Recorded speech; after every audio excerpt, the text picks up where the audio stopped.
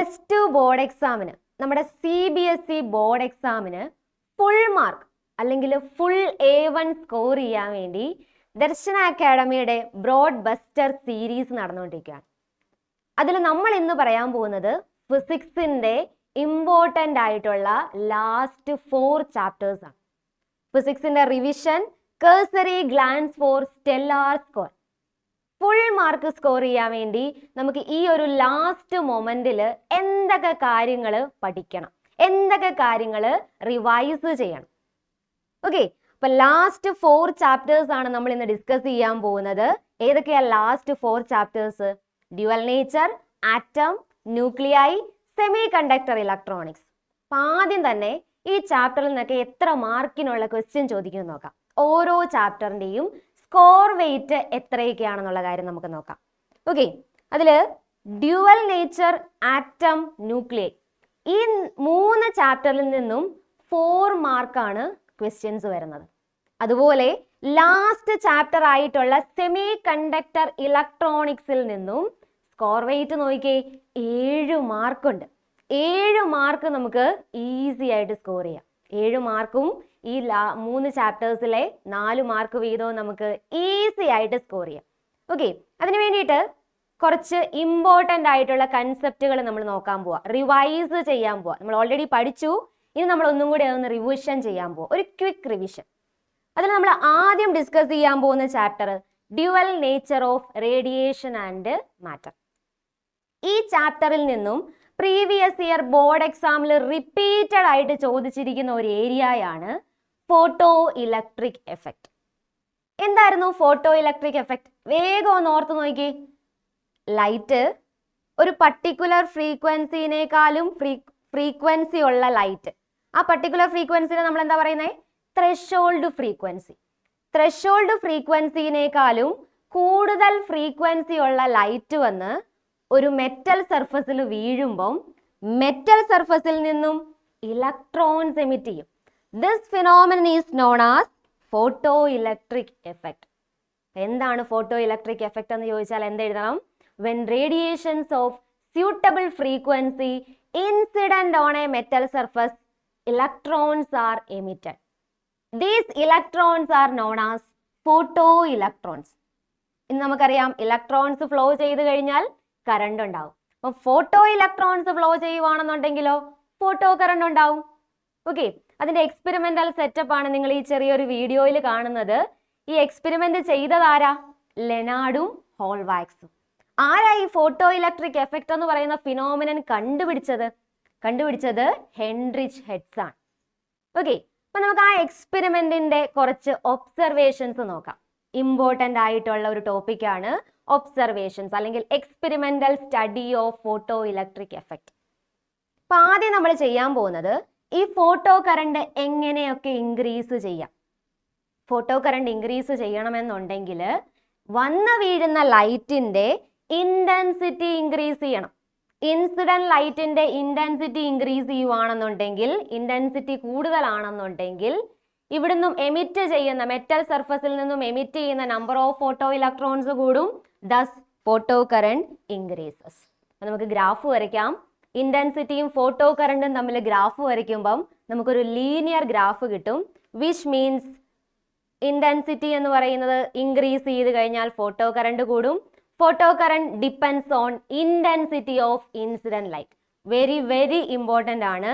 Photo current depends on intensity of incident light. Okay, അങ്ങനെയാണെന്നുണ്ടെങ്കിൽ second observation എന്ന് പറയുന്നത് നമ്മൾ ഈ ആനോഡ് പൊട്ടൻഷ്യൽ വേരി ചെയ്യാൻ പോവാം. ഓക്കെ, ആനോഡ് പൊട്ടൻഷ്യൽ എന്ന് പറയുമ്പം നമ്മുടെ ഈ എക്സ്പെരിമെന്റ് നമ്മൾ ഓൾറെഡി പഠിച്ചതാണ്. അതിൽ നമുക്ക് ലൈറ്റ് വന്ന് വീഴുന്ന ആ ഒരു മെറ്റലിനെ നമ്മൾ കാഥോഡ് എന്ന് വിളിക്കും. അതിന് നേരെ ഓപ്പോസിറ്റ് എൻഡിൽ നമ്മൾ ആനോഡാണ്. ആനോഡിൽ നമ്മൾ പോസിറ്റീവ് പൊട്ടൻഷ്യൽ ആണ് കൊടുത്തിരിക്കുന്നത്. പോസിറ്റീവ് പൊട്ടൻഷ്യൽ കൊടുത്തു കഴിഞ്ഞാൽ കാഥോഡിൽ നിന്നും എമിറ്റ് ചെയ്യുന്ന ഇലക്ട്രോൺസിന് ഓൾറെഡി നെഗറ്റീവ് ചാർജ് ആണ്. അവരെന്ത് ചെയ്യും? ഈ ആനോഡിലേക്ക് അട്രാക്ട് ചെയ്യും. ഓക്കെ, ആനോഡിലേക്ക് അട്രാക്ട് ചെയ്യാൻ വേണ്ടി ആനോഡിനെ നമ്മൾ പോസിറ്റീവ് പൊട്ടൻഷ്യൽ ആയിട്ടാണ് സെറ്റ് ചെയ്തിരിക്കുന്നത്. ഈ പോസിറ്റീവ് പൊട്ടൻഷ്യൽ നമ്മൾ കൂട്ടുവാണ്. പോസിറ്റീവ് പൊട്ടൻഷ്യൽ ഇൻക്രീസ് ചെയ്യുവാണെന്നുണ്ടെങ്കിൽ കൂടുതൽ ഇലക്ട്രോൺസ് ആനോഡിലേക്ക് അട്രാക്ട് ചെയ്യും. അങ്ങനെയാണെങ്കിൽ ഫോട്ടോ കറണ്ട് ഇൻക്രീസ് ചെയ്യും. ഫോട്ടോ കറണ്ട് ഇൻക്രീസ് ചെയ്ത് ഒരു മാക്സിമം ഫോട്ടോ കറണ്ടിലെത്തും. That maximum photo current is known as saturation current. Maximum value of photo current is known as saturation current. Okay, ഇനി ഈ ആനോഡിലെ പൊട്ടൻഷ്യൽ നമ്മളൊന്ന് റിവേഴ്സ് ചെയ്യുക, കുറച്ചുകൊണ്ട് വരുവാണ്. കുറച്ച് വരുമ്പോഴത്തേക്കും സീറോ പൊട്ടൻഷ്യലിൽ നമുക്ക് എന്ത് കാണാൻ പറ്റുന്നുണ്ട്? ഒരു ഫോട്ടോ കറണ്ട് കാണാൻ പറ്റുന്നുണ്ട്. അങ്ങനെയാണെങ്കിൽ ഈ ഫോട്ടോ കറണ്ട് എപ്പോഴാണ് സീറോ ആവുന്നേ? സ്റ്റോപ്പിംഗ് പൊട്ടൻഷ്യൽ അപ്ലൈ ചെയ്യുമ്പോൾ. അങ്ങനെയാണെങ്കിൽ സ്റ്റോപ്പിംഗ് പൊട്ടൻഷ്യലിനെ നമുക്ക് എങ്ങനെ ഡിഫൈൻ ചെയ്യാം? ഫോട്ടോ കറണ്ട് സീറോ ആകാൻ വേണ്ട ആനോഡ് പൊട്ടൻഷ്യൽ ആണ് എന്ത്? Stopping potential, which is A negative potential. അല്ലെങ്കിൽ നമുക്ക് വേറൊരു രീതിയിൽ ഇതിനെ എക്സ്പ്ലെയിൻ ചെയ്യാം. കാഥോഡിൽ നിന്നും എമിറ്റ് ചെയ്യുന്ന മോസ്റ്റ് എനർജറ്റിക് ആയിട്ടുള്ള ഇലക്ട്രോണിനെ സ്റ്റോപ്പ് ചെയ്ത് നിർത്താൻ വേണ്ട പൊട്ടൻഷ്യൽ ആണ് എന്ത്? Stopping potential. ഓക്കെ, അപ്പം ഇന്റൻസിറ്റി എന്നിട്ട് നമ്മൾ വേരി ചെയ്ത് നോക്കി. നമുക്കറിയാം ഇന്റൻസിറ്റി കൂട്ടിക്കഴിഞ്ഞാൽ ഫോട്ടോ കറണ്ട് കൂടും. പക്ഷെ ഇവിടെ സ്റ്റോപ്പിംഗ് പൊട്ടൻഷ്യൽ എന്തെങ്കിലും വ്യത്യാസം വന്നോ? പല ഇന്റൻസിറ്റിയുടെ ഗ്രാഫ് നമ്മൾ വരച്ചിട്ടുണ്ട്, കാണാൻ പറ്റുന്നില്ലേ? പല ഇന്റൻസിറ്റിയുടെ graph, intensity I1, I2, I3, പല ഇന്റൻസിറ്റി ഉണ്ട്. പക്ഷേ സ്റ്റോപ്പിംഗ് പൊട്ടൻഷ്യലിന് ഒരു വാല്യൂവേ ഉള്ളൂ, V0 മാത്രമേ ഉള്ളൂ. Which means stopping potential is independent of intensity. Stopping potential is independent of intensity. പിന്നെ ഇന്റൻസിറ്റി ആരെയാണ് ഡിപ്പെൻഡ് ചെയ്യുന്നത്? അല്ലെങ്കിൽ ഇന്റൻസിറ്റി ഇൻക്രീസ് ചെയ്ത് കഴിഞ്ഞാൽ ഡിക്രീസ് ചെയ്ത് കഴിഞ്ഞാൽ ആരുടെ വാല്യൂസാണ് വ്യത്യാസം വരുന്നത്? ഫോട്ടോ കറണ്ടിന്റെ. ഓക്കെ, കറണ്ട് ആണ് intensity dependent. Stopping potential intensity dependent ആണോ? അല്ല. Stopping potential is independent of intensity. Second observation. എന്താ stopping potential? Photo current zero ആകാൻ വേണ്ട പൊട്ടൻഷ്യൽ, അല്ലെങ്കിൽ മോസ്റ്റ് എനർജറ്റിക് ആയിട്ടുള്ള ഇലക്ട്രോണിനെ സ്റ്റോപ്പ് ചെയ്യാൻ വേണ്ട പൊട്ടൻഷ്യൽ. അതുകൊണ്ട് തന്നെ നമുക്ക് സ്റ്റോപ്പിംഗ് പൊട്ടൻഷ്യലിനെ ആ ഒരു കൈനറ്റിക് എനർജിയുടെ ടേംസിൽ ഡിഫൈൻ ചെയ്യാം, അല്ലെങ്കിൽ മാത്തമാറ്റിക്കൽ ഇക്വേഷൻ എഴുതാം. That is maximum kinetic energy of equal to E into V0, where V0 is the stopping potential and stopping potential is independent of intensity of light. പിന്നെ ആരെയായിരിക്കും ഈ stopping potential depend ചെയ്യുന്നത്? Stopping potential depend ചെയ്യുന്നത് frequency of light. Incident ലൈറ്റിന്റെ ഫ്രീക്വൻസിക്ക് variation ഉണ്ടെന്നുണ്ടെങ്കിൽ stopping പൊട്ടൻഷ്യലും മാറും. നോക്കി, stopping potential ഓരോന്നും മാറിയിരിക്കുന്ന കണ്ടോ? ഫ്രീക്വൻസി കൂടുന്നതിനനുസരിച്ച് സ്റ്റോപ്പിംഗ് പൊട്ടൻഷ്യലും കൂടും. അപ്പം ഫോട്ടോ ഇലക്ട്രിക് എഫക്റ്റിൽ നിന്നും കിട്ടുന്ന 3 ഒബ്സർവേഷൻസ് ഏതൊക്കെയാ? Photo current depends on intensity of light, stopping potential depends on frequency of light, saturation current depends on intensity of light. Current depend ചെയ്യുന്നത് ഇന്റൻസിറ്റിനെയാണ്, സ്റ്റോപ്പിംഗ് പൊട്ടൻഷ്യൽ ഡിപ്പെൻഡ് ചെയ്യുന്നത് ഫ്രീക്വൻസിനെയാണ്. Okay, ഈ 3 ഒബ്സർവേഷനും നല്ല പോലെ പഠിച്ചു വെക്കുക. അതുമായിട്ട് റിലേറ്റ് ചെയ്ത് നമ്മുടെ പ്രീവിയസ് ഇയറിൽ ചോദിച്ചിരിക്കുന്ന ക്വസ്റ്റ്യൻ ആണ്, what is the effect on threshold frequency and stopping potential on increasing the frequency of incident beam of light? Justify your answer. Okay, threshold ഫ്രീക്വൻസിയും സ്റ്റോപ്പിംഗ് പൊട്ടൻഷ്യലും എങ്ങനെയാണ് നമ്മുടെ ഫ്രീക്വൻസിനെ ഡിപ്പെൻഡ് ചെയ്യുന്നതെന്നാണ് ചോദിച്ചിരിക്കുന്നത്. ഫ്രീക്വൻസി ഇൻക്രീസ് ചെയ്ത് കഴിഞ്ഞാൽ സ്റ്റോപ്പിംഗ് പൊട്ടൻഷ്യലും ഇൻക്രീസ് ചെയ്യും. Okay, ഒരു particular ഫ്രീക്വൻസിക്ക് മേളിൽ ഫ്രീക്വൻസി ഉള്ള ലൈറ്റ് വന്ന് വീണാൽ മാത്രമേ ഫോട്ടോ ഇലക്ട്രിക് എഫക്റ്റ് പോസിബിൾ ആവുള്ളൂ. ആ പർട്ടിക്കുലർ ഫ്രീക്വൻസിക്ക് നമ്മൾ പറയുന്ന പേരാണ് ത്രെഷോൾഡ് ഫ്രീക്വൻസി. ഓക്കെ, അങ്ങനെയാണെന്നുണ്ടെങ്കിൽ next, plot a graph showing the variation of photo electric current as a function of anode potential. Anode പൊട്ടൻഷ്യലിന്റെ ഫംഗ്ഷൻ ആയിട്ട് ഫോട്ടോ ഇലക്ട്രിക് കറണ്ടിന്റെ ഗ്രാഫ് വരയ്ക്കാൻ. അപ്പൊ ആ 3 ഗ്രാഫും നല്ല തറവായിട്ട് വരച്ചു പഠിച്ചേക്കണം. ഓക്കെ, സെയിം ഫ്രീക്വൻസി ആണ്, പക്ഷേ ഡിഫറൻറ്റ് ഇന്റൻസിറ്റി ആണ്. അങ്ങനെയാണെന്നുണ്ടെങ്കിൽ ഇന്റൻസിറ്റിക്ക് വേരിയേഷൻ വരുന്നുണ്ട്. ഇന്റൻസിറ്റിക്ക് വേരിയേഷൻ വരുന്നതിനനുസരിച്ച് നമ്മുടെ സാച്ചുറേഷൻ കറണ്ട് മാറും. ഇന്റൻസിറ്റി കൂടുവാണെന്നുണ്ടെങ്കിൽ നമ്മുടെ സാച്ചുറേഷൻ കറണ്ട് ഇൻക്രീസ് ചെയ്യും. സെയിം ഫ്രീക്വൻസി ആയത് കാരണം സ്റ്റോപ്പിംഗ് പൊട്ടൻഷ്യൽ എന്തെങ്കിലും വ്യത്യാസം ഉണ്ടോ? ഇല്ല. ഓക്കെ, അപ്പം ജസ്റ്റിഫൈ യുവർ ആൻസർ അല്ലെങ്കിൽ മെൻഷൻ ഇറ്റ് ഇമ്പോർട്ടൻറ്റ് ഫീച്ചേഴ്സ് എന്നൊക്കെ പറയുവാണെന്നുണ്ടെങ്കിൽ ഈ 2 കാര്യങ്ങളും എഴുതിയേക്കണം. As intensity increases, saturation current increases. Stopping potential is independent of intensity but depends on frequency of light. ഇവിടെ ഫ്രീക്വൻസിക്ക് വേരിയേഷൻ ഇല്ലാത്തത് കാരണം നമുക്ക് ഈ ഒരു ഗ്രാഫാണ് വരയ്ക്കാൻ പറ്റുന്നത്. Okay, next Einstein's photo electric equation. ഐൻസ്റ്റീൻ്റെ photo electric equation is based on എന്തിൻ്റെ ബേസിസിലാണ് ഐൻസ്റ്റീൻ ഫോട്ടോ ഇലക്ട്രിക് ഇക്വേഷൻ എഴുതിയത്? Is based on conservation of energy. Okay, 1 mark question ആയിട്ട് ചോദിക്കാൻ പറ്റുന്ന ക്വസ്റ്റ്യൻ ആണ്. ഐൻസ്റ്റീൻ്റെ photo electric equation is based on conservation of energy. Okay, അപ്പം ഐൻസ്റ്റീൻ്റെ തിയറി വെച്ച് അല്ലെങ്കിൽ ഐൻസ്റ്റീൻ പറഞ്ഞു ലൈറ്റ് വന്ന് വീഴുന്നത് പാർട്ടിക്കിളായിട്ടാണ്. ആ പാർട്ടിക്കിളിനെ നമ്മൾ ഫോട്ടോൺസ് എന്ന് വിളിച്ചു. വേവ്സ് ആയിട്ടല്ല ലൈറ്റ് വരുന്നത്, പകരം പാർട്ടിക്കിൾസ് ആയിട്ടാണ് വരുന്നത്. ആ പാർട്ടിക്കിൾ ആണ് ഫോട്ടോൺ. ഓരോ ഫോട്ടോണിന്റെയും എനർജിയാണ് h². ഓരോ ഫോട്ടോണിന്റെയും എനർജി h². അത് എന്തിനു വേണ്ടിയിട്ടാണ് യൂസ് ചെയ്യുന്നത്? മെറ്റലിന്റെ വർക്ക് ഫംഗ്ഷന് വേണ്ടിയിട്ടും കൂടാതെ ബാക്കിയുള്ളത് ഇലക്ട്രോണിന്റെ കൈനറ്റിക് എനർജി ആയിട്ടും കൺവേർട്ട് ചെയ്യും. ഓക്കെ, അങ്ങനെയാണെങ്കിൽ വർക്ക് ഫംഗ്ഷനെ നമുക്ക് എങ്ങനെ എഴുതാം? Work function is φ0 which is h nu0. Nu0 is the threshold frequency. H is the Planck's constant. In terms of wavelength though, hc by lambda 0, where lambda 0 is the cutoff wavelength അല്ലെങ്കിൽ threshold wavelength. Einstein's photoelectric equation, maximum kinetic energy is equal to h nu minus φ0 അല്ലെങ്കിൽ h nu minus h nu0. ഇനി ഈ kinetic എനർജിക്ക് നമുക്ക് വേണമെങ്കിൽ ഈ v0 എന്ന് substitute ചെയ്യാം അല്ലേ? ഈ v0 is equal to h nu minus φ0. അങ്ങനെ പല ഫോമാറ്റിലൂടെ നമുക്ക് ഈ ഇക്വേഷൻ എഴുതാം. ഏതേലും ഒരു ബേസിക് ഇക്വേഷൻ പഠിച്ചു വെക്കുക, ബാക്കി സബ്സ്റ്റിറ്റ്യൂഷൻസ് ചെയ്ത് നമുക്ക് ഈസി ആയിട്ട് ഡിറൈവ് ചെയ്തെടുക്കാൻ പറ്റും. ഓക്കെ, അപ്പോൾ ഇതുമായിട്ട് റിലേറ്റ് ചെയ്ത് ചോദിച്ചിരിക്കുന്ന പ്രീവിയസ് ഇയറിൽ ചോദിച്ചിരിക്കുന്ന ക്വസ്റ്റ്യൻ ആണ് radiations of frequency 10⁻15 Hz is incident on 3 photo sensitive surfaces ABC. പറഞ്ഞിട്ടുണ്ട്, ഓരോ സർഫസിന്റെ പ്രത്യേകത പറഞ്ഞിട്ടുണ്ട്. എയിൽ എമിഷൻ പോസിബിൾ അല്ല. ഫോട്ടോ ഇലക്ട്രിക് എമിഷൻ പോസിബിൾ അല്ല എന്ന് പറഞ്ഞു കഴിഞ്ഞാൽ നിങ്ങൾ എന്ത് മനസ്സിലാക്കണം? വന്ന് വീഴുന്ന ലൈറ്റിന് ത്രെഷോൾഡ് ഫ്രീക്വൻസിനേക്കാളും കുറവ് ഫ്രീക്വൻസിയേ ഉള്ളൂ. ത്രെഷോൾഡ് ഫ്രീക്വൻസിനേക്കാളും കുറവ് ഫ്രീക്വൻസി ആണെങ്കിൽ എന്ത് നടക്കത്തില്ല?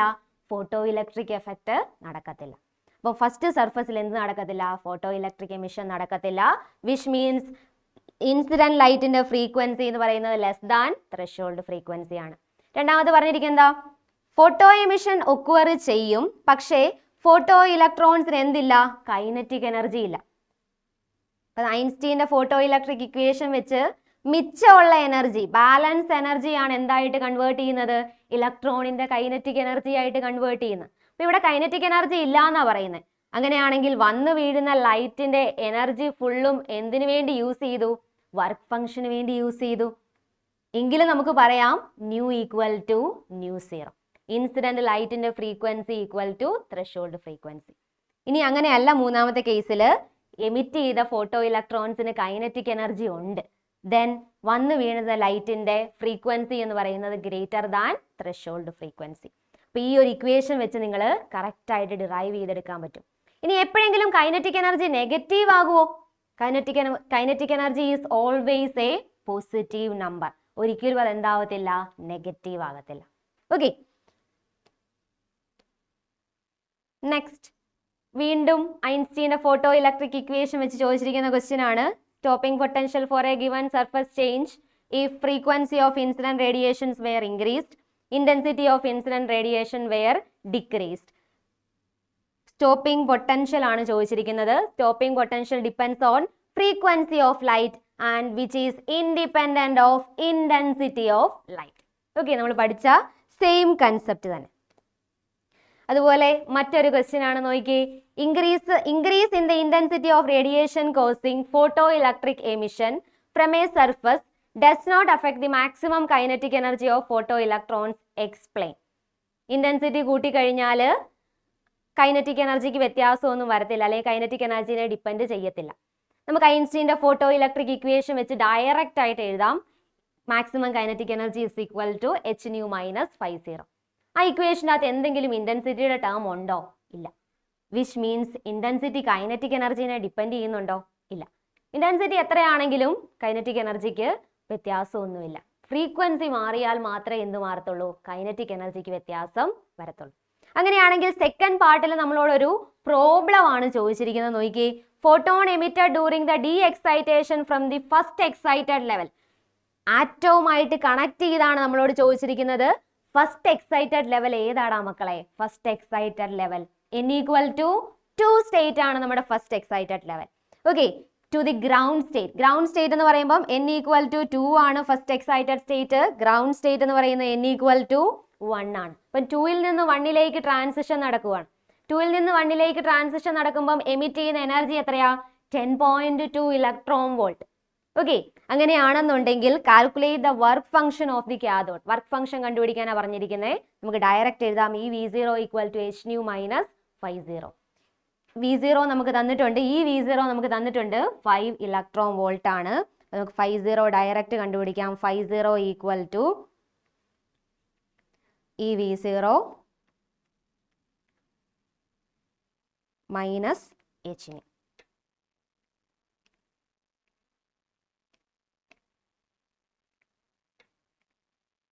ഓക്കെ, ഡയറക്റ്റ് കാൽക്കുലേഷൻ നമുക്ക് ചെയ്യാൻ പറ്റും. ഓക്കെ അല്ലേ? Okay, next D Broglie waves. ഈ ഡി ബ്രോഗ്ലി വേവ്സ് എന്ന് പറയുന്നത് മാറ്റർ വേവ്സ് ആണ് അല്ലെ. മാറ്റർ വേവ്സ് എന്ന് പറഞ്ഞു കഴിഞ്ഞാൽ ലൈറ്റിന് ഇപ്പം പാർട്ടിക്കിൾ ആയിട്ടും വേവ് ആയിട്ടും ബിഹേവ് ചെയ്യാൻ പറ്റും. അങ്ങനെയാണെന്നുണ്ടെങ്കിൽ മാറ്ററിനും ഈ രണ്ട് ബിഹേവിയർ പോസിബിൾ ആണ്. അവരിൽ പാർട്ടിക്കിൾ ആയിട്ട് ബിഹേവ് ചെയ്യും, വേവ് ആയിട്ടും ബിഹേവ് ചെയ്യും. ഇനി മാറ്റർ വേവ് ആയിട്ട് ബിഹേവ് ചെയ്യുന്നത് എപ്പോഴാണ്? When they are moving. Move ചെയ്യുന്ന പാർട്ടിക്കിളുമായിട്ടാണ് അസോസിയേറ്റ് ചെയ്തൊരു വേവ് ഉള്ളത്. That wave is known as de Broglie waves. Having wave length λ = h/p, h/mv.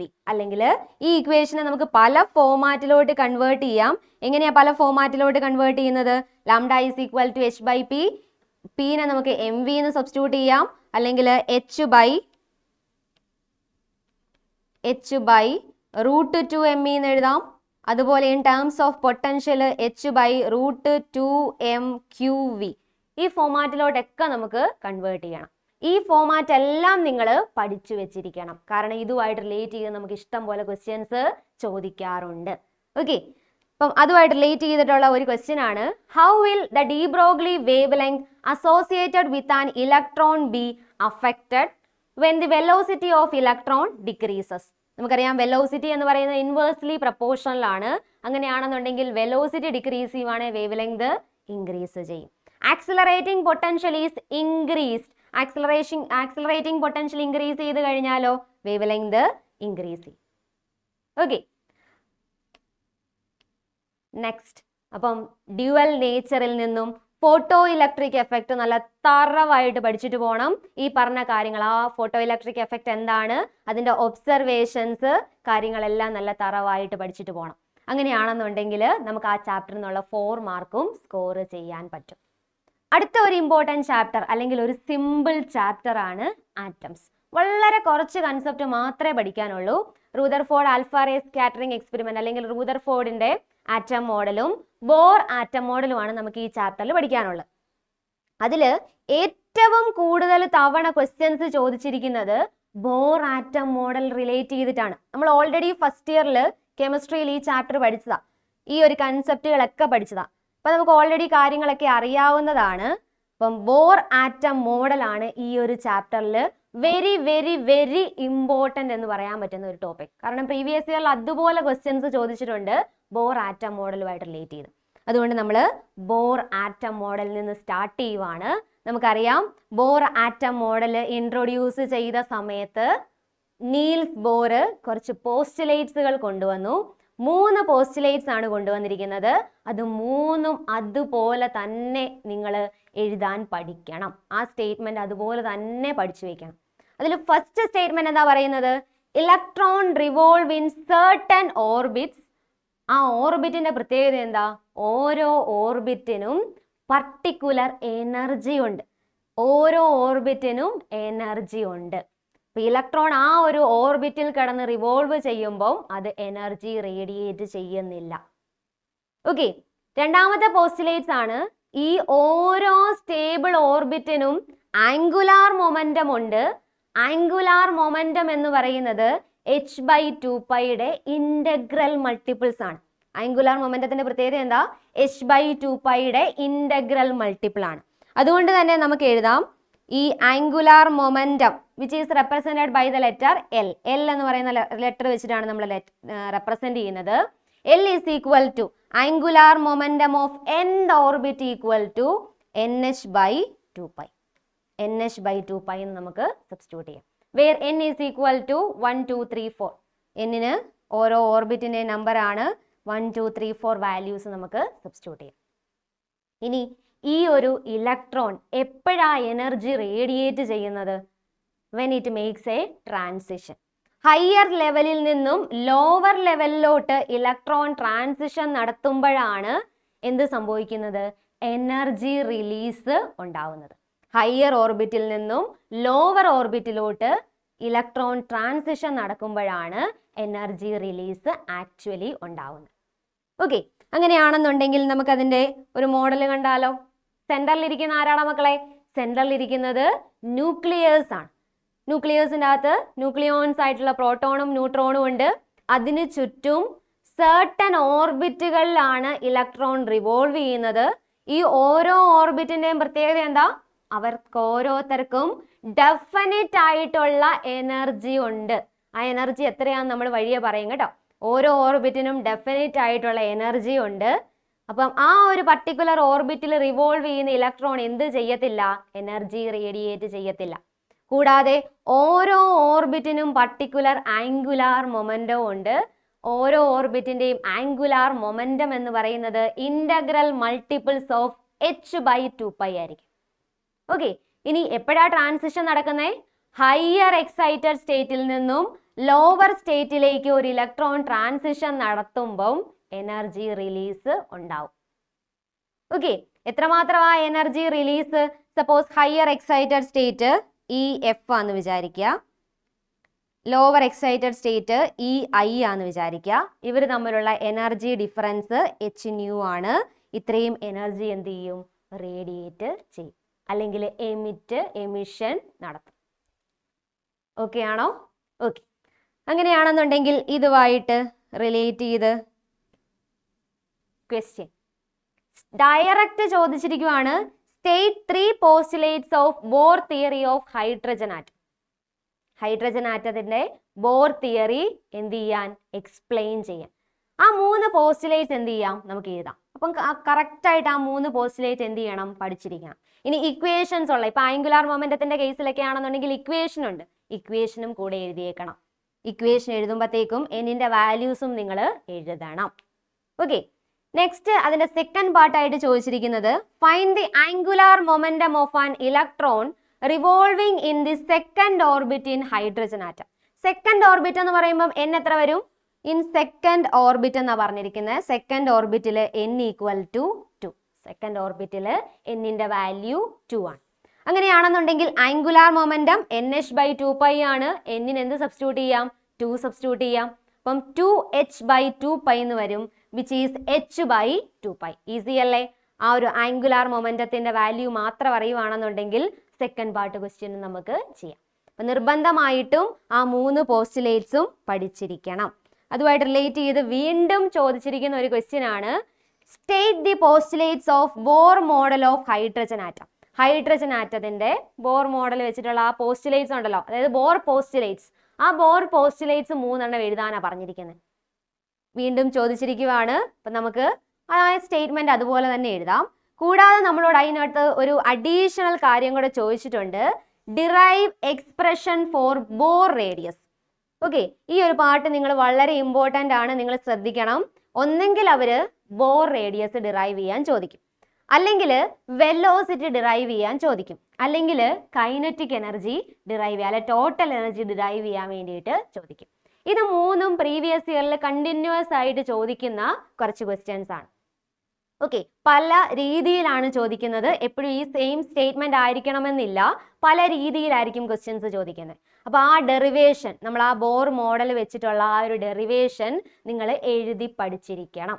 Okay, അപ്പൊ നമുക്കിപ്പം ആ ബോർ റേഡിയസ് എത്രയാണെന്നുള്ള കാര്യം ഒന്ന് നമുക്ക് ഡിറൈവ് ചെയ്യാം. അതിനു വേണ്ടിയിട്ട് നമ്മൾ ആദ്യം എടുക്കുന്ന കൺസെപ്റ്റ് നമുക്കറിയാം, ന്യൂക്ലിയസിന് ചുറ്റും ഓർബിറ്റ്, ഓരോ ഓർബിറ്റിലും ഇലക്ട്രോൺസ് ഉണ്ട്, ഇലക്ട്രോൺസ് റിവോൾവ് ചെയ്തുകൊണ്ടിരിക്കുകയാണ്.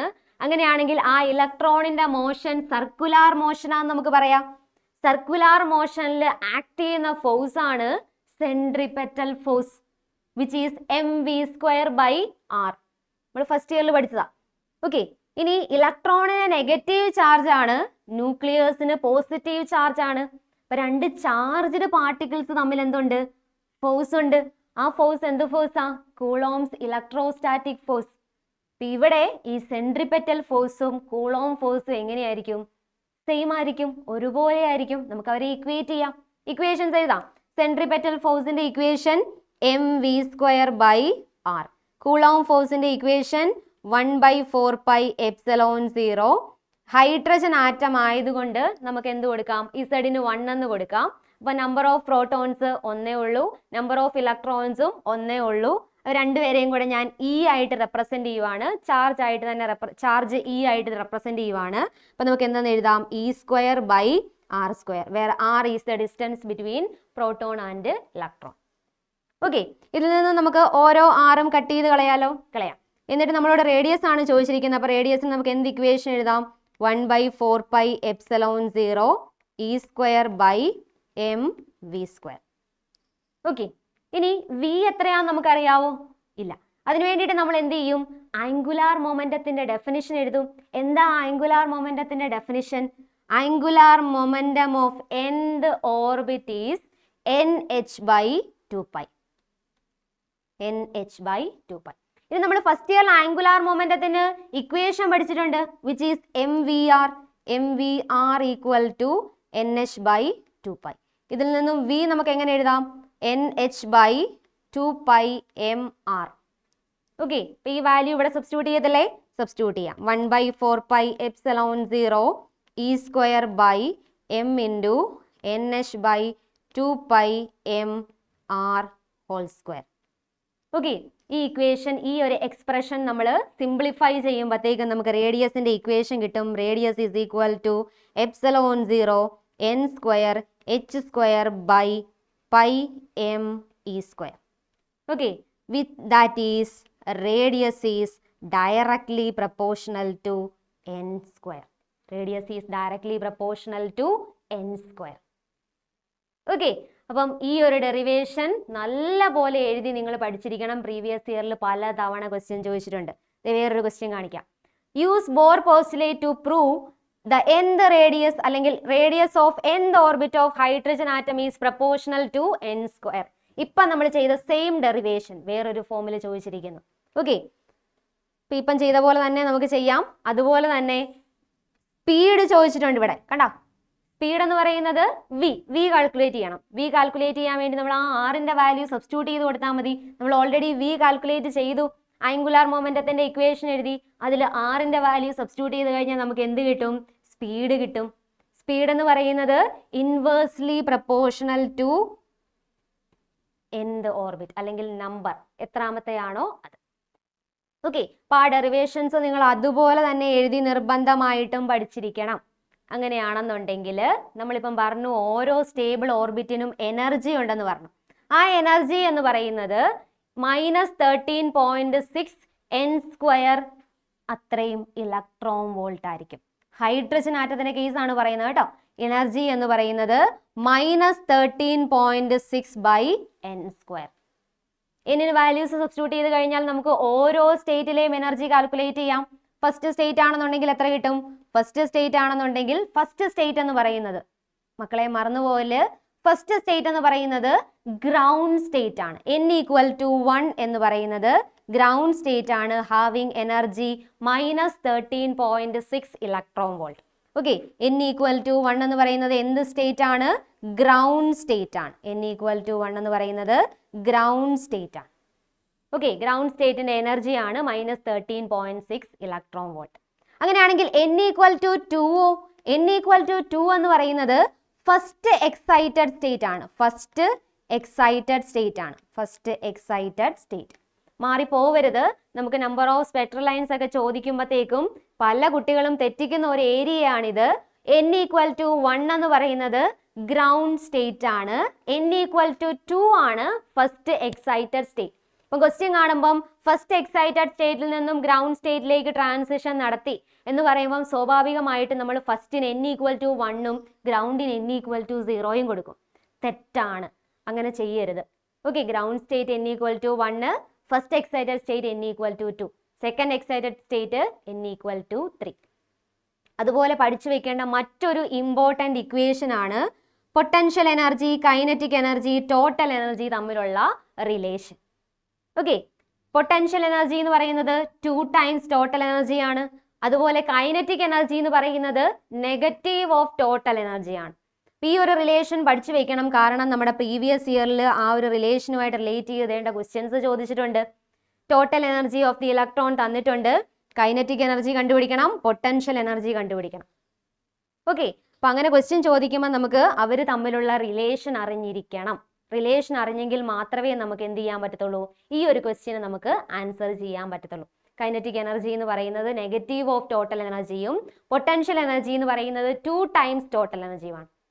ഓക്കെ, നെക്സ്റ്റ് വീണ്ടും ആ ഒരു ടൈപ്പ് ക്വസ്റ്റ്യൻ ആണ്. ഈസി ആയിട്ട് നമുക്ക് സ്കോർ ചെയ്യാൻ പറ്റുന്നതാണ് കേട്ടോ. ആ ഒരു റിലേഷൻ നിങ്ങളൊന്ന് പഠിച്ചു വെച്ചാൽ മാത്രം മതി. Okay,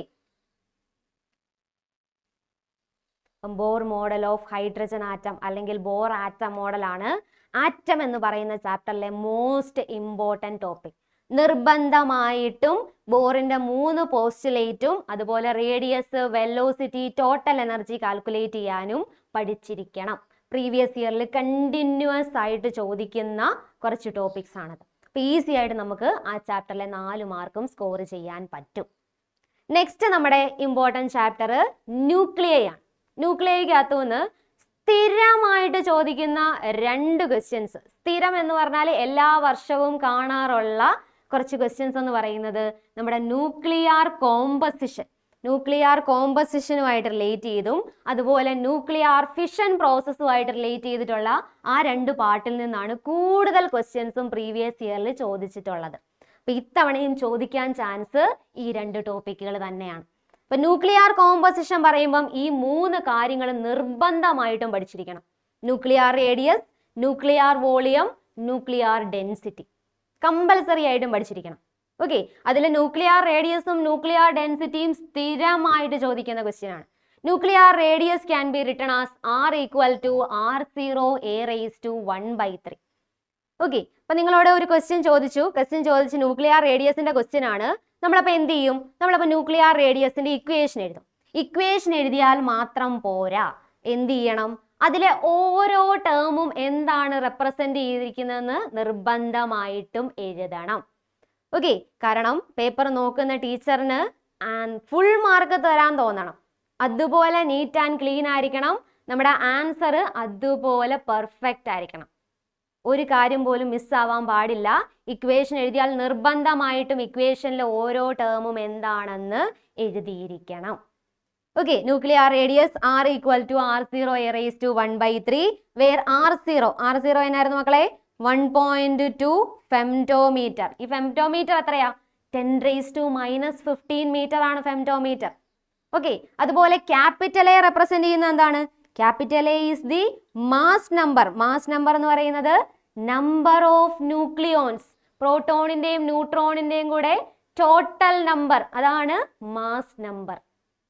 radius of nucleus is equal to R0 a raised to 1/3.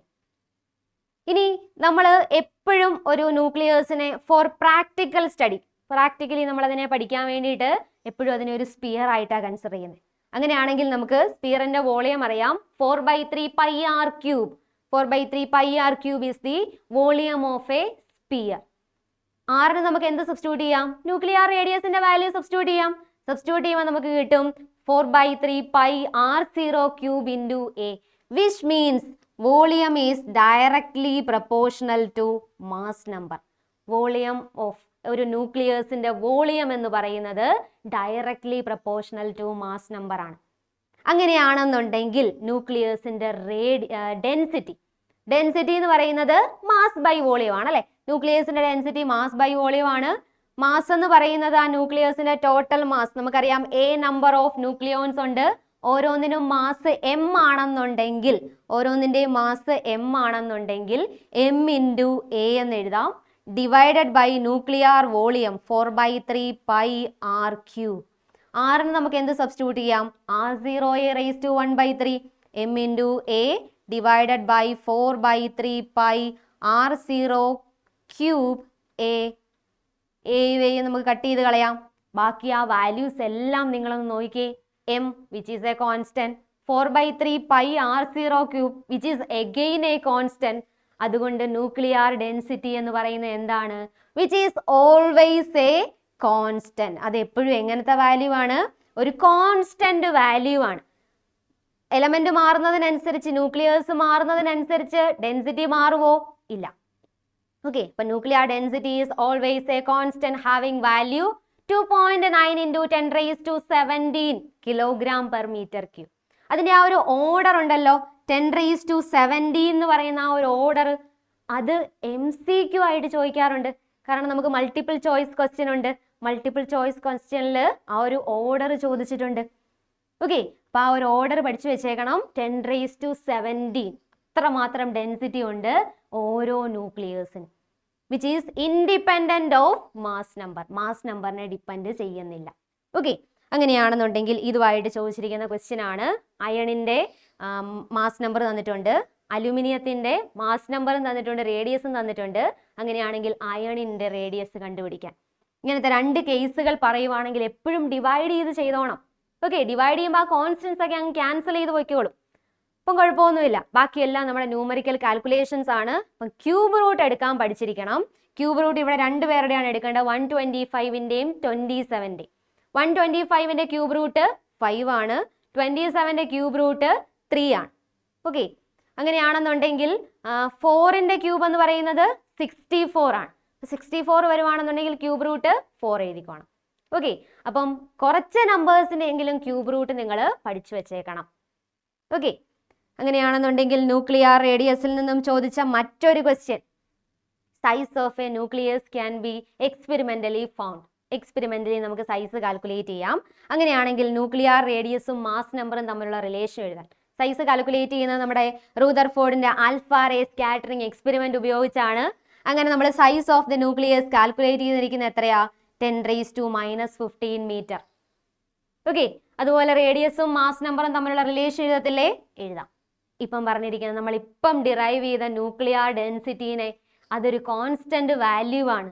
Constant value means which is independent of mass number ആണ് ഡിറൈവ് ചെയ്യാൻ വേണ്ടിയിട്ടാണ് സെക്കൻഡ് പാർട്ടിൽ ചോദിച്ചിരിക്കുന്നത്. ഈസി ആയിട്ട് സ്കോർ ചെയ്യാൻ പറ്റുന്ന ക്വസ്റ്റ്യൻ അല്ലേ? അതെ. അപ്പൊ നിർബന്ധമായിട്ടും ഈ ന്യൂക്ലിയർ കോമ്പോസിഷൻ പഠിച്ചിരിക്കണം. It is a compulsory topic. Okay, അടുത്ത നമ്മൾ ഡിസ്കസ് ചെയ്യാൻ പോകുന്ന മറ്റൊരു ഇമ്പോർട്ടൻറ്റ് ടോപ്പിക്കാണ് ന്യൂക്ലിയർ ഫിഷനും ന്യൂക്ലിയർ ഫ്യൂഷൻ. നമുക്കറിയാം ബൈൻഡിങ് എനർജി കർവ് വരയ്ക്കുമ്പം, ബൈൻഡിങ് എനർജി കർവ് കഴിഞ്ഞ തവണ ഒരു പ്രാവശ്യം ചോദിച്ചു, ബൈൻഡിങ് എനർജി കർവ് വരച്ച് അതിൻ്റെ കുറച്ച് ഇൻഫറൻസ് എഴുതാൻ വേണ്ടിയിട്ട്. ഓക്കെ, ഒരു തവണയെ ചോദിച്ചുള്ളൂ. അത് കാരണം നമ്മൾ ഇമ്പോർട്ടൻറ്റ് ടോപ്പിക്സിൻ്റെ അകത്ത് ഇൻക്ലൂഡ് ചെയ്തിട്ടില്ല. ഓക്കെ, ഇപ്പം ബൈൻഡിങ് എനർജി കർവ് വരയ്ക്കുമ്പം 30നും 170നും ഇടയിൽ മാസ് നമ്പർ ഉള്ള എലമെന്റ്സ് അല്ലെങ്കിൽ ന്യൂക്ലിയൈ സ്റ്റേബിൾ ആണ്. 30ന് താഴെയാണെങ്കിൽ ലൈറ്റ് ന്യൂക്ലിയൈ, 170ന് മേളിലാണെന്നുണ്ടെങ്കിൽ ഹെവി ന്യൂക്ലിയൈ. 170ന് മേളിൽ മാസ് നമ്പർ ഉള്ള ന്യൂക്ലിയേഴ്സ് അൺസ്റ്റേബിൾ ആണ്. ഇവര് ന്യൂക്ലിയർ ഫിഷൻ പ്രോസസ്സിൽ ഏർപ്പെടും. എന്നിട്ട് അവര് സ്റ്റേബിൾ ആയിട്ടുള്ള ന്യൂക്ലിയേഴ്സ് ആയിട്ട് മാറും. Which means heavy nucleases split ചെയ്ത് കമ്പാരിറ്റീവ്ലി ലൈറ്റ് ന്യൂക്ലിയേഴ്സ് പ്രൊഡ്യൂസ് ചെയ്യും. ഓക്കെ, ആ ഒരു പ്രോസസ്സിന് നമ്മൾ പറയുന്ന പേരാണ് ന്യൂക്ലിയർ ഫിഷൻ. അതിനൊരു എക്സാമ്പിൾ ആണ് ഇവിടെ താഴെ കൊടുത്തിരിക്കുന്നത്. ഏതെങ്കിലും ഒരു എക്സാമ്പിൾ നിങ്ങൾ പഠിച്ചു വെക്കണം കേട്ടോ. എക്സാമ്പിൾ പഠിക്കണമെന്ന് പറയാൻ കാരണം വാട്ട് ഈസ് ന്യൂക്ലിയർ ഫിഷൻ എന്ന് ചോദിക്കും. Give an example. ഏതെങ്കിലും ഒരു എക്സാമ്പിൾ നിർബന്ധമായിട്ടും പഠിച്ചു വെക്കണം. സ്പ്ലിറ്റിംഗ് ഓഫ് ഹെവി ന്യൂക്ലിയേഴ്സിനെ നമ്മൾ പറയുന്ന പേരാണ് ന്യൂക്ലിയർ ഫിഷൻ. ഓക്കെ, അപ്പം ആ ഒരു ഫിഷൻ പ്രോസസ്സ് നടക്കുമ്പം ഒരു ഹെവി എനർജി ഒക്കെ റിലീസ് ചെയ്യുന്നുണ്ട്. അതിനെ നമ്മൾ ന്യൂക്ലിയർ എനർജി എന്നൊക്കെ വിളിക്കും. അങ്ങനെയാണെന്നുണ്ടെങ്കിൽ ലൈറ്റ് ന്യൂക്ലിയേഴ്സ് കമ്പൈൻ ചെയ്ത് ഫോം ചെയ്യുന്നതിന് നമ്മൾ പറയുന്ന പേരാണ് ന്യൂക്ലിയർ ഫ്യൂഷൻ. എവിടെയാണ് നടക്കുന്നത്? മെയിൻ ആയിട്ടും സ്റ്റാർസിൽ നടക്കുന്നത് ഈ ഒരു ന്യൂക്ലിയർ ഫ്യൂഷൻ പ്രോസസ്സാണ്. സണ്ണിൽ നടക്കുന്ന ന്യൂക്ലിയർ ഫ്യൂഷൻ പ്രോസസ്സിനെ നമ്മൾ പ്രോട്ടോൺ പ്രോട്ടോൺ സൈക്കിൾ എന്നാണ് വിളിക്കുന്നത്. ഓക്കെ, ഇനി ഈ ഒരു റിയാക്ഷൻ നടക്കണമെന്നുണ്ടെങ്കിൽ രണ്ട് ന്യൂക്ലിയേഴ്സ് കമ്പൈൻ ചെയ്ത് ഒരു കമ്പാരിറ്റീവ്ലി ഹെവി ന്യൂക്ലിയേഴ്സ് ആയിട്ട് മാറണമെന്നുണ്ടെങ്കിൽ നമുക്ക് ഹൈ ടെമ്പറേച്ചറിന്റെ ആവശ്യമുണ്ട്. അതുകൊണ്ടാണ് ആ സണ്ണിന് അതുപോലെ ചൂട്, ഹീറ്റ് അതുപോലെ ഫോം ചെയ്യുന്നത്. അതുകൊണ്ടാണ്. ഓക്കെ, അതുമായിട്ട് റിലേറ്റ് ചെയ്തിട്ടുള്ള ക്വസ്റ്റ്യൻസ് ആണ് ന്യൂക്ലിയർ ഫ്യൂഷൻ ഫിഷൻ പ്രോസസ്സുകളെ കമ്പയർ ചെയ്ത് എഴുതുക. ഓക്കെ, കണ്ടിന്യൂസ് ആയിട്ട് ചോദിക്കുന്ന കുറച്ച് ക്വസ്റ്റ്യൻസ് ആണ്. ലാസ്റ്റ് ചാപ്റ്റർ ഫിസിക്സിലെ +2 ഫിസിക്സിലെ ലാസ്റ്റ് ചാപ്റ്റർ ആണ് semi conductor electronics. Last but not the least. കാരണം വെയിറ്റേജ് എത്രയാ? 7 മാർക്കിനാണ്. 7 മാർക്കിന് ഒരു 3 ഏരിയയിൽ നിന്നുമാണ് മെയിൻ ആയിട്ടും ക്വസ്റ്റ്യൻ ചോദിക്കുന്നത്. ആ മെയിൻ ഏരിയയിൽ ഫസ്റ്റ് ടോപ്പിക് എന്ന് പറയുന്നത് classification of materials on the basis of their energy band. Energy band ഡയഗ്രത്തിന്റെ ബേസിസിൽ നമുക്ക് മെറ്റീരിയൽസിനെ 3 ആയിട്ട് ക്ലാസിഫൈ ചെയ്യാം. Conductors, insulators, semiconductors. അങ്ങനെയാണെങ്കിൽ കണ്ടക്ടേഴ്സിനെ പറ്റി നമുക്ക് ആദ്യം നോക്കാം. കണ്ടക്ടേഴ്സ് ആണെന്നുണ്ടെങ്കിൽ അവരുടെ എനർജി ബാൻഡ് ഡയഗ്രം വരയ്ക്കുമ്പം ഒന്നെങ്കിൽ വാലൻസ് ബാൻഡും കണ്ടക്ഷൻ ബാൻഡും പാർഷ്യലി ഫിൽഡ് ആയിരിക്കും, ഹാഫ് ഫിൽഡ് ആയിരിക്കും. അല്ല എന്നുണ്ടെങ്കിൽ രണ്ടുപേരുടെയും കണ്ടക്ടറിന്റെ വാലൻസ് ബാൻഡും കണ്ടക്ഷൻ ബാൻഡും ഓവർലാപ്പ് ചെയ്തിരിക്കുമായിരിക്കും. ഈ 2 കേസും പോസിബിൾ ആണ് കണ്ടക്ടേഴ്സിന്റെ കേസിൽ. അതുകൊണ്ടാണ് അവർക്ക് കണ്ടക്ടിവിറ്റി കൂടുതൽ. രണ്ടാമത്തെ കാറ്റഗറിയാണ് ഇൻസുലേറ്റർ. ഇൻസുലേറ്റർ എന്ന് പറഞ്ഞാൽ ഒട്ടും തന്നെ കണ്ടക്ട് ചെയ്യത്തില്ലാത്ത മെറ്റീരിയൽസ് ആണ് ഇൻസുലേറ്റർ. ഒട്ടും തന്നെ കണ്ടക്ട് ചെയ്യത്തില്ല മീൻസ് ഇവരുടെ വാലൻസ് ബാൻഡും കണ്ടക്ഷൻ ബാൻഡും തമ്മിൽ നല്ല ഒരു ഗ്യാപ്പ് ഉണ്ടായിരിക്കും. ആ ഗ്യാപ്പ് എന്ന് പറയുന്നത് 3 ഇലക്ട്രോൺ വോൾട്ടിനേക്കാളും കൂടുതലായിരിക്കും. Then the material is known as insulator. ഇനി ഈ കണ്ടക്ടറിന്റെയും ഇൻസുലേറ്ററിന്റെയും ഇടയിൽ കണ്ടക്ടിവിറ്റി ഉള്ള മെറ്റീരിയൽസ് ആണ് സെമി കണ്ടക്ടേഴ്സ്. അങ്ങനെയാണ് സെമി കണ്ടക്ടറിന്റെ എനർജി ബാൻഡ് ഡയഗ്രം നമുക്ക് എങ്ങനെ വരയ്ക്കാം? which is energy gap between valence band and conduction band is less than 3 electron volt. നിർബന്ധമായിട്ട് ഈ എനർജി ബാൻഡ് ഡയഗ്രം പഠിച്ചിരിക്കണം. Okay, then intrinsic semi conductor. പിന്നെ നമ്മൾ ഈ ചാപ്റ്ററിൽ കണ്ടിന്യൂസ് ആയിട്ട് പഠിക്കാൻ പോകുന്നത് സെമി കണ്ടക്ടേഴ്സിനെ പറ്റിയാണ്. അപ്പൊ സെമി കണ്ടക്ടറിന്റെ ഫസ്റ്റ് ക്ലാസിഫിക്കേഷൻ ആണ് intrinsic semiconductor. Pure form of സെമി കണ്ടക്ടറിനെയാണ് നമ്മൾ ഇൻട്രിൻസിക് സെമി കണ്ടക്ടർ എന്ന് പറയുന്നത്. അതിൽ നമ്പർ ഓഫ് ഇലക്ട്രോൺസും നമ്പർ ഓഫ് ഹോൾസും സെയിം ആയിരിക്കും. നമ്മൾ ഈ ഇൻട്രിൻസിക് സെമി കണ്ടക്ടർ ആയിട്ട് സെലക്ട് ചെയ്യുന്നത് പീരിയോഡിക് ടേബിളിലെ ഏത് ഗ്രൂപ്പ് ഓഫ് എലമെന്റ്സിനെയാണ്? 14th ഗ്രൂപ്പ് എലമെന്റ്സിനെ. 14th ഗ്രൂപ്പ് എലമെന്റ്സിനെയാണ് നമ്മൾ എന്തായിട്ട് കൺസിഡർ ചെയ്തിരിക്കുന്നത്? ഇൻട്രിൻസിക് സെമി കണ്ടക്ടേഴ്സ് ആയിട്ട് കൺസിഡർ ചെയ്തിരിക്കുന്നത്. ജെർമേനിയവും സിലിക്കണും. ഓക്കെ, നമ്പർ ഓഫ് ഹോൾസും നമ്പർ ഓഫ് ഇലക്ട്രോൺസും എന്താണ്? സെയിം ആണ് ഇൻട്രിൻസിക് സെമി കണ്ടക്ടറിന്റെ കേസിൽ. അങ്ങനെയാണെങ്കിൽ intrinsic carrier concentration Ni, intrinsic carrier കോൺസെൻട്രേഷന്റെ സ്ക്വയർ എന്ന് പറയുന്നത് number of electrons into number of holes ആണ്. Intrinsic carrier concentration Ni. Okay, ഇനി നോർമൽ ടെമ്പറേച്ചർ അല്ലെങ്കിൽ 0 കെൽവിനിൽ ഇത് എന്തായിട്ടാണ് ബിഹേവ് ചെയ്യുന്നത്? ഒരു ഇൻസുലേറ്റർ ആയിട്ടാണ് ബിഹേവ് ചെയ്യുന്നത്. ഒട്ടും തന്നെ കണ്ടക്ട് ചെയ്യത്തില്ല, ഇലക്ട്രിസിറ്റിനെ കണ്ടക്ട് ചെയ്യത്തില്ല. പക്ഷേ 0 കെൽവിനേക്കാളും ടെമ്പറേച്ചർ കൂടുതലാണ് എന്നുണ്ടെങ്കിൽ ഇവരെന്തായിട്ട് ബിഹേവ് ചെയ്യും? ഇവരുടെ കണ്ടക്ടിവിറ്റി കൂടും, കണ്ടക്ടിവിറ്റി ഇൻക്രീസ് ചെയ്യും. ടെമ്പറേച്ചർ ഇൻക്രീസ് ചെയ്യുന്നതിനനുസരിച്ച് ഇവരുടെ കണ്ടക്ടിവിറ്റി ഇൻക്രീസ് ചെയ്യും. പക്ഷെ ഒരു ലിമിറ്റ് ഉണ്ട് നമുക്ക് ഈ മെറ്റീരിയലിന് ഒരു ടെമ്പറേച്ചർ കൊടുക്കുന്നത്, അല്ലേ? കുറേ ടെമ്പറേച്ചർ കൊടുത്തു കഴിഞ്ഞാലും പ്രാക്ടിക്കലി പോസിബിൾ അല്ല. അപ്പോൾ മെറ്റീരിയലിന് ഡാമേജ് ഒക്കെ വരും. അപ്പോൾ ഈ അല്ലെങ്കിൽ സെമി കണ്ടക്ടറിന്റെ കണ്ടക്ടിവിറ്റി കൂട്ടാൻ വേണ്ടിയിട്ട് നമ്മൾ എന്ത് ചെയ്യും? ഇമ്പ്യൂരിറ്റി ആഡ് ചെയ്യും. ഈ സിലിക്കൺ, ജെർമേനിയം പോലെയുള്ള pure form of semi conductor ആയിട്ടുള്ള ഇൻട്രിൻസിക് സെമി കണ്ടക്ടറിനെ നമ്മൾ ഡോപ്പ് ചെയ്യും, ഇമ്പ്യൂരിറ്റി ആഡ് ചെയ്യും. ഇമ്പ്യൂരിറ്റി ആഡ് ചെയ്യുമ്പോൾ നമുക്ക് കിട്ടുന്ന സെമി കണ്ടക്ടർ ആണ് എക്സ്ട്രിൻസിക് സെമി കണ്ടക്ടർ. ഓക്കെ, ഇനി ഡിപ്പെൻഡിങ് അപ്പോൺ ദ ഇമ്പ്യൂരിറ്റി, നമ്മൾ എന്ത് ടൈപ്പ് ഇമ്പ്യൂരിറ്റി ആണോ ആഡ് ചെയ്തത് അതിനെ ബേസ് ചെയ്ത് നമുക്ക് 2 ടൈപ്പ് സെമി കണ്ടക്ടേഴ്സ് ഉണ്ട്. 2 ടൈപ്പ് എക്സ്ട്രിൻസിക് സെമി കണ്ടക്ടേഴ്സ് ഉണ്ട്. ഏതൊക്കെയാ? പി ടൈപ്പ് സെമി കണ്ടക്ടറും എൻ ടൈപ്പ് സെമി കണ്ടക്ടറും. ഓക്കെ, അതിൽ പി ടൈപ്പ് സെമി കണ്ടക്ടറിന്റെ പ്രത്യേകത നമ്മൾ പറഞ്ഞു, ഇൻട്രിൻസിക് സെമി കണ്ടക്ടർ എന്ന് പറയുന്നത് 14th ഗ്രൂപ്പ് എലമെന്റ് ആണ് പീരിയോഡിക് ടേബിൾ. അങ്ങനെയാണെങ്കിൽ 13th ഗ്രൂപ്പ് എലമെന്റുമായിട്ടാണ് ഇവരെ ആഡ് ചെയ്യുന്നത്, ഡോപ്പ് ചെയ്യുന്നത് എന്നുണ്ടെങ്കിൽ that is P type semi conductor. Trivalent impurity ആണ് നമ്മൾ ആഡ് ചെയ്യുന്നത്. ട്രൈവാലന്റ് ഇമ്പ്യൂരിറ്റി എന്ന് പറയുമ്പോൾ ഔട്ടർ മോസ്റ്റ് ഷെല്ലിൽ 3 ഇലക്ട്രോണേ ഉള്ളൂ. പക്ഷെ ആക്ച്വലി എത്ര എണ്ണം വേണം? 4 എണ്ണം വേണം. ഒരെണ്ണത്തിന്റെ കുറവില്ലേ? ഉണ്ട്. ആ ഒരെണ്ണത്തിന്റെ കുറവിനെ നമ്മൾ എന്താ പറയുന്നത്? ഹോൾ. ഇപ്പൊ number of holes P type സെമി കണ്ടക്ടറിൽ കൂടുതലായിരിക്കും. ഓക്കെ, അങ്ങനെയാണെന്നുണ്ടെങ്കിൽ ആ ഇമ്പ്യൂരിറ്റി ആറ്റമായിട്ടുള്ള ഹോളിനെ നമ്മൾ എന്ത് വിളിക്കും? അക്സെപ്റ്റർ എന്ന് വിളിക്കും. ഈ അക്സെപ്റ്റർ ഒരു എനർജി ലെവൽ ഫോം ചെയ്യുന്നുണ്ട്. ആ എനർജി ലെവൽ എന്ന് പറയുന്ന വാലൻസ് ബാൻഡിന്റെ തൊട്ടുമേളില. നമ്മൾ ആ എനർജി ലെവൽ ഡയഗ്രാം വരയ്ക്കുന്നുണ്ട്. ഓക്കെ, ദെൻ നെക്സ്റ്റ് ക്ലാസിഫിക്കേഷൻ ആണ് എൻ ടൈപ്പ് സെമി കണ്ടക്ടർ. ഇവിടെ നമ്മൾ ട്രൈവലന്റ് ഇമ്പ്യൂരിറ്റി ആണ് ആഡ് ചെയ്തത്. അതായത് 13th ഗ്രൂപ്പ് എലമെന്റിനെയാണ് നമ്മൾ ആഡ് ചെയ്തിരിക്കുന്നത്. അങ്ങനെയാണെന്നുണ്ടെങ്കിൽ ഇനി നമുക്ക് എൻ ടൈപ്പ് സെമി കണ്ടക്ടർ കിട്ടാൻ വേണ്ടിയിട്ട് നമുക്ക് ഏത് ഗ്രൂപ്പ് എലമെന്റിനെ ആഡ് ചെയ്യാം? 15th group. അതിന്റെ തൊട്ടപ്പുറത്ത് കിടക്കുന്ന ആള് 15th ഗ്രൂപ്പ്. പെൻറ്റാവലന്റ് ഇമ്പ്യൂരിറ്റി ആണ് നമ്മൾ ആഡ് ചെയ്യുന്നത്. പെൻറ്റാവലന്റ് ഇമ്പ്യൂരിറ്റി ആഡ് ചെയ്യുമ്പം, പെൻറ്റാവലന്റ് ഇമ്പ്യൂരിറ്റി എന്ന് പറയുമ്പോൾ ഔട്ടർ മോസ്റ്റ് ഷെല്ലിൽ 5 ഇലക്ട്രോൺസ്. 5 എണ്ണത്തിന്റെ ആവശ്യമുണ്ടോ? ഇല്ല, 4 എണ്ണം മതിയായിരുന്നു. പക്ഷെ ഒരെണ്ണം എക്സ്ട്രാ അല്ലേ? ഒരെണ്ണം എക്സ്ട്രാ ആണ്. ഈ എക്സ്ട്രാ വന്നിരിക്കുന്ന ആരാ? ഇലക്ട്രോൺസ്. അതുകൊണ്ട് എൻ ടൈപ്പ് സെമി കണ്ടക്ടറിൽ ഇലക്ട്രോൺസിന്റെ എണ്ണം കൂടുതലായിരിക്കും. ഓക്കെ, ഈ ഇലക്ട്രോണിനെ നമ്മൾ, ഇമ്പ്യൂരിറ്റി ആറ്റത്തിനെ നമ്മൾ ഡോണർ എന്നാണ് വിളിക്കുന്നത്. ഈ ഡോണർ ഒരു എനർജി ലെവൽ ഫോം ചെയ്യും which is below the conduction band. ഈ എനർജി ലെവൽ ഡയഗ്രാം നമ്മളോട് പലതവണ ക്വസ്റ്റ്യൻ ആയിട്ട് ചോദിച്ചിട്ടുണ്ട്. നോക്കിയേ നിങ്ങൾ, ഇവിടെ ആദ്യം കാണിച്ചിരിക്കുന്നത് നമ്മുടെ എൻ ടൈപ്പ് സെമി കണ്ടക്ടർ ആണ്. എൻ ടൈപ്പ് സെമി കണ്ടക്ടറിലെ ഡോണർ എനർജി ലെവൽ നിങ്ങൾ കണ്ടോ? This is our donor energy level which is just below the conduction band.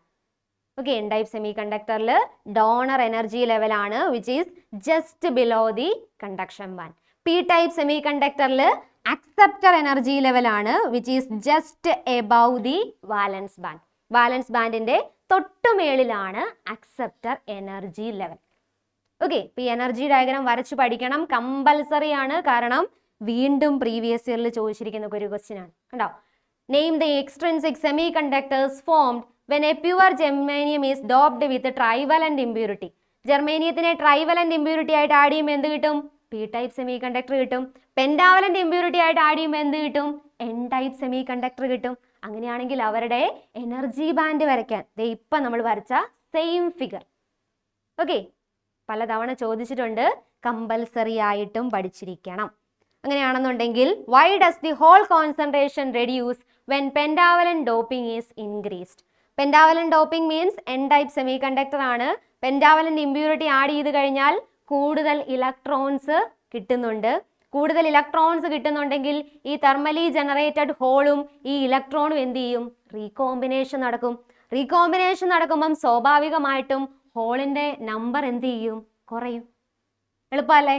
അതെ. ഓക്കെ, അപ്പൊ ഇതുപോലെയുള്ള എന്താ പറയുന്ന തിയറി ക്വസ്റ്റ്യൻസും ആൻസർ ചെയ്യാൻ പറ്റുന്ന രീതിക്ക് വേണം. ഈ തിയറി ക്വസ്റ്റ്യൻസിന്റെ പ്രത്യേകത, നമ്മൾ നല്ല രീതിക്ക് എക്സ്പ്ലനേഷൻ കൊടുക്കണം. എക്സ്പ്ലനേഷൻ കറക്റ്റ് എക്സ്പ്ലനേഷൻ ആയിരിക്കണം. ഓക്കെ, അപ്പൊ ഇവിടെ പെൻറ്റാവലന്റ് ഇമ്പ്യൂരിറ്റി ആഡ് ചെയ്തുകൊണ്ടിരിക്കുവാണെങ്കിൽ നമ്പർ ഓഫ് ഇലക്ട്രോൺസ് കൂടുതലുണ്ട്. നമ്പർ ഓഫ് ഇലക്ട്രോൺസ് കൂടുതലുള്ളത് കാരണം തെർമലി ജനറേറ്റ് ചെയ്ത ഹോളുമായിട്ട് എന്ത് ചെയ്യും? ഇവർ റീകമ്പൈൻ ചെയ്യും. റീകമ്പൈൻ ചെയ്യുമ്പോൾ പിന്നെ ഹോൾ ഉണ്ടോ? ഇല്ല. അപ്പൊ സ്വാഭാവികമായിട്ടും നമ്പർ ഓഫ് ഹോൾസ് ഡിക്രീസ് ചെയ്യും. ഓക്കെ, അപ്പം കറക്റ്റ് ആയിട്ടുള്ള എക്സ്പ്ലനേഷനും കൊടുക്കുക. അടുത്തത് very very very very important, compulsory ആയിട്ട് അതുപോലെ ഇമ്പോർട്ടൻ്റ് ആയിട്ട് ഒരു ടോപ്പിക്കാണ് റെക്ടിഫയർ. ഓക്കെ, പല തവണ പ്രീവിയസ് ഇയറിൽ ഈ ഒരു റെക്ടിഫയറിന്റെ ക്വസ്റ്റ്യൻ ചോദിക്കാത്ത ഒരു വർഷവും ഇല്ല. ഒന്നെങ്കിൽ ഹാഫ് വേവ് റെക്ടിഫയർ അല്ലെങ്കിൽ ഫുൾ വേവ് റെക്ടിഫയർ. ഒരു കമ്പൽസറി ക്വസ്റ്റ്യൻ ആണ്. അപ്പൊ സർക്യൂട്ട് ഡയഗ്രാം, വേവ് ഫോമും ഒക്കെ അതുപോലെ നിങ്ങൾ പഠിച്ചു വെക്കണം. ഓക്കെ, ഹാഫ് വേവ് റെക്ടിഫയർ ആണ് നമ്മൾ ആദ്യം ഡിസ്കസ് ചെയ്യാൻ പോകുന്നത്. പറയുന്നതിന് മുന്നേ എന്നതായി rectifier? What you mean by a rectifier? എന്തിനെയാണ് നമ്മൾ റെക്ടിഫയർ എന്ന് പറയുന്നത്? അല്ലെങ്കിൽ റെക്ടിഫയർ എന്താ ആക്ച്വലി ചെയ്യുന്നത്? നമുക്കറിയാം നമ്മുടെ വീട്ടിലോട്ട് കിട്ടുന്ന സപ്ലൈ വോൾട്ടേജ് എങ്ങനത്തെ വോൾട്ടേജാ? Is it an AC or DC? AC ആണോ നമുക്ക് കിട്ടുന്നത്? DC ആയിട്ടാണോ നമുക്ക് കിട്ടുന്നത്? നമുക്ക് AC വോൾട്ടേജ് ആയിട്ടാണ് കിട്ടുന്നത് അല്ലെ? ഓൾട്ടർനേറ്റിംഗ് കറണ്ടിന്റെ ഫോമിലാണ് നമുക്ക് കിട്ടുന്നത്. വിച്ച് മീൻസ് ടൈമിനനുസരിച്ച് വേരി ചെയ്യുന്ന ഒരു വേവ് ആയിട്ട് അല്ലെങ്കിൽ ഒരു ഫംഗ്ഷൻ ആയിട്ടാണ് നമുക്ക് ആ വോൾട്ടേജിനെ കിട്ടുന്നത്. പക്ഷെ നമ്മുടെ ഡിവൈസസുകളൊക്കെ വർക്ക് ചെയ്യുന്നത് എങ്ങനെയാണ്? DC-യിലാണ്, ഒരു കോൺസ്റ്റന്റ് വോൾട്ടേജിലാണ്. ചിലപ്പം 12 വോൾട്ടിലായിരിക്കും അല്ലെങ്കിൽ 10 വോൾട്ടിലൊക്കെ ആയിരിക്കും വർക്ക് ചെയ്യുന്നത്. അപ്പം നമ്മൾ എന്ത് ചെയ്യണം? നമുക്ക് കിട്ടുന്ന AC വോൾട്ടേജിനെ നമ്മൾ DC ആക്കി കൺവേർട്ട് ചെയ്യണം. അങ്ങനെ AC-നെ DC ആക്കാൻ വേണ്ടി നമ്മൾ യൂസ് ചെയ്യുന്ന ഒരു സർക്യൂട്ട് അല്ലെങ്കിൽ ഒരു ഡിവൈസ് ആണ് റെക്ടിഫയർ. എന്താ ചെയ്യുന്നത്? റെക്ടിഫയർ എന്താ ചെയ്യുന്നത്? Convert AC to DC. Convert AC to DC. Okay, AC-നെ DC ആക്കി കൺവേർട്ട് ചെയ്യും. അതിന് വേണ്ടിയിട്ട് നമുക്ക് 2 റെക്ടിഫയർ ഉണ്ട്. ഹാഫ് വേവ് റെക്ടിഫയറും ഉണ്ട്, ഫുൾ വേവ് റെക്ടിഫയറും ഉണ്ട്.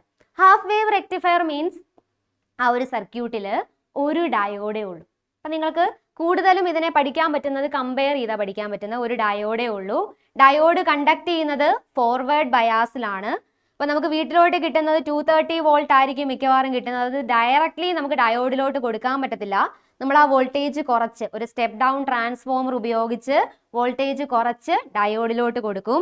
ഡയോഡ് വർക്ക് ചെയ്യുന്നത് ഫോർവേഡ് ബയാസിലാണ്. വിച്ച് മീൻസ് ഇൻപുട്ട് വരുന്നത് ഒരു സൈൻ വേവ് ഫോം ആയിട്ടാണ്. അതിലെ പോസിറ്റീവ് ഹാഫ് സൈക്കിൾ മാത്രമേ എന്ത് ചെയ്യത്തുള്ളൂ? ഔട്ട്പുട്ടിൽ നമുക്ക് കിട്ടത്തുള്ളൂ. കാരണം ഒറ്റ ഡയോഡേ ഉള്ളൂ. ആ ഡയോഡ് വർക്ക് ചെയ്യുന്നത് ഫോർവേഡ് ബയാസിലും. അപ്പോൾ നമുക്ക് പോസിറ്റീവ് ഹാഫ് സൈക്കിൾ മാത്രമേ എന്ത് കിട്ടത്തുള്ളൂ? ഔട്ട്പുട്ട് വേവ് ഫോമിൽ കിട്ടത്തുള്ളൂ. Which means half wave rectifier ഇൻപുട്ടിന്റെ പകുതി മാത്രമേ നമുക്ക് DC ആക്കി തരത്തുള്ളൂ. അതും റിപ്പിൾഡ് ആയിട്ടുള്ള DC ആയിട്ടുമാണ് നമുക്ക് കിട്ടുന്നത്. ഓക്കെ, ഇനി ഇതിന്റെ ഫുള്ളും കിട്ടാൻ വേണ്ടി, ഇൻപുട്ട് വേവ് ഫോമിന്റെ കംപ്ലീറ്റ് നമുക്ക് കിട്ടാൻ വേണ്ടി, ഔട്ട്പുട്ടിൽ കിട്ടാൻ വേണ്ടിയിട്ട് നമ്മൾ യൂസ് ചെയ്യുന്നതാണ് ഫുൾ വേവ് റെക്ടിഫയർ.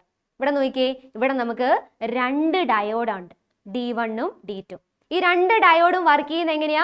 ഫോർവേഡ് ബയാസിലാണ് ഈ 2 ഡയോഡും വർക്ക് ചെയ്യുന്നത്.